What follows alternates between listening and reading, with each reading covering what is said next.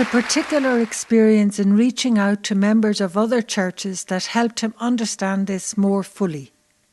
Yes, Jesus Forsaken is the highest expression of love. And it was through embracing Jesus Forsaken that I had a wonderful experience of mutual love. While working in Knock, I met an Anglican priest who arrived with a group on pilgrimage from England. Rather than focusing on the barriers between us, I saw that by embracing Jesus Forsaken in our division, I could make this an opportunity to reach out and love the Anglican visitors. It was to be the beginning of a sincere and sustained friendship over many years. We got to know one another. The following year I went to England to spend more time with them and go on pilgrimage together to the shrine of Our Lady of Walsingham. This really helped break down any of the prejudices I had. What came to the fore was not our differences, but the presence of mutual love and a sharing of life together. My experience showed me that love indeed conquers all, because God is love. It was belief in this love and the ideal of unity that was to mark Father Colm's pastoral ministry in Clonmel. I was asked to go into a large secondary school in the parish and speak to sixth-years about recent scandals in the church. I was quite anxious about this. But then I remembered something Chiara said, "Love everyone and this will be reciprocated." I shared honestly with them my own thoughts and feelings, keeping the ideal of unity in mind. And what emerged was the fruit of loving Jesus Forsaken in that difficult situation. New understandings, new insights, and above all, a greater unity between those 6 years and myself. It showed me that, yes, Jesus Forsaken is truly the key to unity. Father Colm kept in great contact with the Focolari community that nourished him spiritually. He used to meet up with the priests of the movement regularly. Colm was totally non-threatening and had a warm, open heart. At our meetings, he always had many experiences of the gospel that he would share. With his friendly smile and strong faith, Father Colm went from strength to strength in the parish. When transferred to the parish of Tramore, he was eager to get to know his new brothers and sisters. But the mysterious symptoms of illness that had been manifesting themselves for some time now became more ominous. Father Colm kept going, living this suffering too in the light of the ideal of unity and Jesus Forsaken. The cross, far from being a stumbling block, can in fact be a springboard to deeper union with God. Only by embracing our sufferings with Jesus crucified.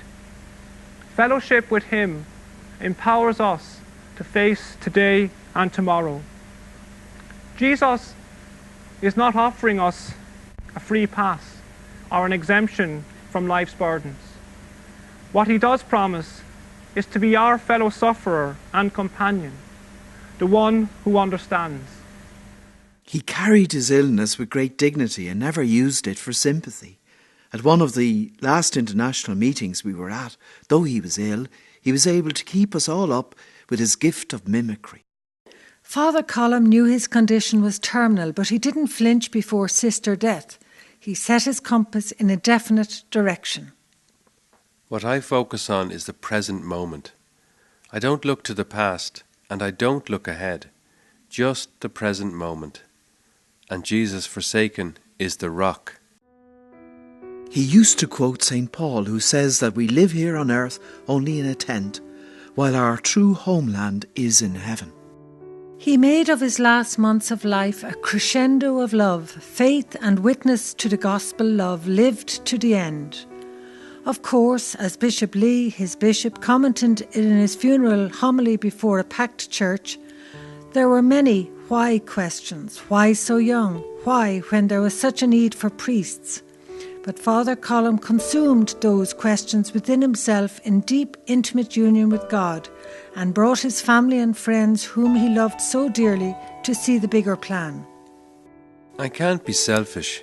After all, as a priest, I saw many young mothers die, leaving very young families. It's hard to know, of course, all he was living during those last months. He was really saying his Mass with his life. One poignant moment was when a visitor brought a card with the image of John Vianney, the patron saint of priests, on it. He clasped it tightly to himself, for as long as he had strength. The day before he died, the feast day of Mary of Sorrows, one of the priests bringing him communion spoke of Mary Desolate, the woman who became an expert on nothingness. In becoming weaker every day, Father Colm too was becoming like Mary. He deeply appreciated these words. Perhaps in some ways they recalled for him how, on his 30th birthday in 2003, as he had confided to a priest friend, he felt strongly prompted to dedicate his 30s to Mary, living the charism of unity that was shaping him as Mary. It was touching to see the love of Colm's family and friends that surrounded him as he became increasingly weaker. His father Tom and sister Lisa were with him. They loved him dearly and he them. His Aunt Lily said he often spoke of the heavenly Mariapolis. For me, it was a gift from God to be able to arrive just minutes before he died to bring him the greetings and declaration of mutual love on the part of the Focolare community. Colm often used the word thank you to people. The funeral mass became, and I think this was true for many people, a chance to say thanks to God, for him, for his faithfulness in living the ideal of unity, for keeping his focus on Jesus forsaken in difficult times, and for keeping on believing in the bigger plan of God's love. Each of us has our plans, but God, who is love, has a bigger plan, greater and more beautiful than we can ever imagine. Loving without measure, one person at a time, golden thread of beauty that simplifies your life and mine, and oh, the peace to know, one moment at a time we weave together the tapestry of life. And oh, the peace to know, one moment at a time we weave together the tapestry of life.